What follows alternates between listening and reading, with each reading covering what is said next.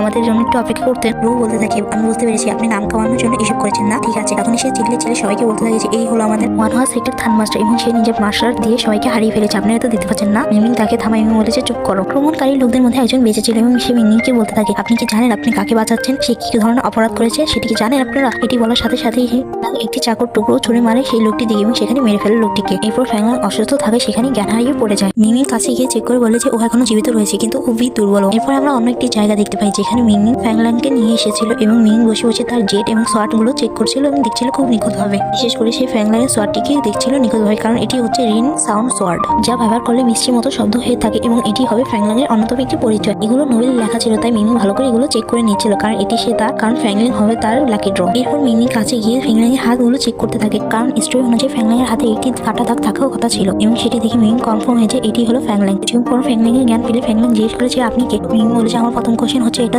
এই জেট প্যান্টের মালিক কি তুমি। ফ্যাংলাং বলেছে হ্যাঁ, আর আমি দ্য রেন সোয়ার্ডের মালিক। মিমিং বলেছে অবশেষে এই স্টুপিড সিস্টেম কিছু একটা করেছে আমার জন্য ভালো, এবং ফ্যাংলাং এর সঙ্গে জোর জবরদস্তি হ্যান্ডশেক করতে থাকে। তখন ফ্যাংলাং জিজ্ঞেস করেছে আপনি কে এবং আমাকে সাহায্য করছেন কেন। মিমিং বলেছে কেন আমার বন্ধু মানুষ একে অপরকে সাহায্য করতে পারি না। ফ্যাংলাং বলেছে আপনি আমার বন্ধু হলেন কবে থেকে, আপনি কি আমাকে জানেন, আর আমি আপনার বন্ধু হতে চাই না। বেচারা মুখের উপর অপমান। বলেছে ঠিক আছে বন্ধু হও, আমি এখনো সমস্যা নেই, কিন্তু হয়ে যাবে না কতদিন পর। প্রথম কাজ হচ্ছে আমাকে গ্র্যান্ড মাস্টার হতে সাহায্য করে এবং আমার জন্য মৃত্যুর পর্যন্ত সাহায্য করবে তুমি। ফ্যাংলাং বলেছে স্বপ্নেও না। বলতে আমি যে ক্যারেক্টার লিখেছিলাম এখানে সেটি তো পুরোই উল্টো। বলেছে তুমি এখানে রেস্ট নাও, আমি ডাক্তার ডেকে আনছি। এরপরে সে বাইরে তিনজনের সঙ্গে বলে জানতে পারে যে তাকে যে বিষ দেওয়া হয়েছিল তার কোনো ইন্টিরিয়র নেই। তখন ইউহান বলতে থাকে চলুন তাকে মেডিকেলের জন্য অনার্স সেক্টর নিয়ে যাই। রুহ বলেছে তাকে নিয়ে যেতে পারবো না, কারণ তার হাতে মাত্র 3 দিনের সময় রয়েছে। এতে মিমিং চিন্তিত হয়ে পড়ে। তখনই জিটি বলেছে আমি একটি জায়গা চিনি যেটিকে ওয়ান্ডার লিকুইড ভ্যালি বলা হয় এবং সেখানে যে কোনো ধরনের প্রয়োজন মেটানোর জন্য লিকুইড তৈরি করা হয় এবং সেটি বছরে একবারই তারা বের করে। আর আমার জানা মতে সম্ভবত দিনটি কালকে। এই শুনে বলে যে চলো তাহলে বেশি সময় নেই আমাদের কাছে। সেই অনার ল্যান্ড লিকুইড ভ্যালির উদ্দেশ্যে রওনা দেয় ফ্যাংলাংকে নিয়ে। ফ্যাংলাং মিমিংকে আবারও জিজ্ঞেস করে যে আপনি আমাকে কেন সাহায্য করছেন। তখন মিমিং বলেছে সাহায্য করছি এমনি, যদি তোমার মনে হয় আমাকে প্রতিদান দেওয়া উচিত তো দিয়ে দিও কখনো। হয়তো ফ্যাংলাং মিমিংকে পুরোপুরি বিশ্বাস করতে পারছিল না। এরপরে আমরা দেখতে পাই মিমিং এবং তারা সকলে মিলে পৌঁছে গিয়েছিল সেই ওয়ান্ডারল্যান্ড ভ্যালি লিকুইডের সামনে। ফ্যাংলাং জানা দিয়ে দেখছিল এবং বলছিল যে আমি হিল হওয়ার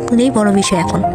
কিছুক্ষণ পর সেই ভ্যালির বাটলার বেরিয়ে আসে এবং বলতে থাকে যে মাস্টার বলেছে যে সবচেয়ে অমূল্য বিশেষ জিনিস দিতে পারবে যার কোনো টাকা বা ধন রতন দিয়ে তুলনা হয় না তাকে এই লিকুইড দেওয়া হবে। মানুষ দিনচেতে দামি দামি অলংকার দেখালে বাটলার তাদেরকে না করে দেয়। তখনই আমরা একটি ছাদের উপর পার্পল কালার মুখোশধারী একটি মেয়েকে দেখতে পাই। সে লাফ দিয়ে বাটলারের সামনে এসে বলতে থাকে যে আপনারা তো জানেন, হয়তো আপনি তো জানেন সেই পরিবার সংসারের সাথে সাথে তাদের ওয়াইন পুরো পৃথিবী থেকে চিরতরে মুছে গেছে, কিন্তু কিছুদিন আগে একজন একটি পট পায় তাদের ওয়াইনের এবং সেটি আমার কাছে রয়েছে। যান গিয়ে আপনার মাস্টারকে জিজ্ঞেস করেন তার কি এটি প্রয়োজন, তাহলে আমাকে সেই লিকুইডটি দিয়ে দেন এবং এটি নিয়ে নিন। লাটি বলতে থাকে যে মাস্টারের রেয়ার ওয়াইন অনেক পছন্দ, মিস দয়া করে আপনি ভিতরে আসুন এবং মাস্টারের সঙ্গে দেখা করে নিজের উপহার বুঝে নিয়ে যান। তখনই মিমিং বাটলারকে ডাক দিয়ে বলতে থাকে যে আপনি একজনের কথা শুনে চলে যাচ্ছেন, দেখবেন না আর কারো কিছু। Subscribe to get more video.